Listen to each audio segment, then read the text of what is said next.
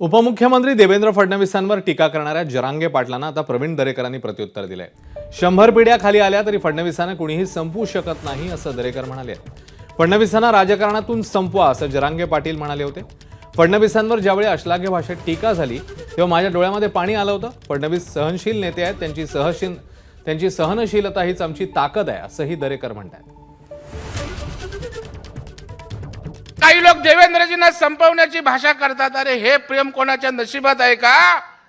महाराष्ट्रातील जनतेचं देवेंद्रजींवर प्रेम आहे।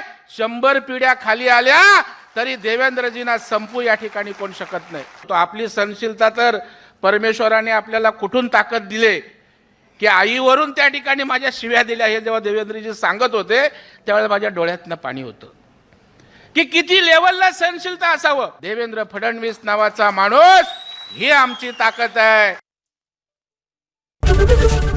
एबीपी माझा, उघडा डोळे बघा नीट।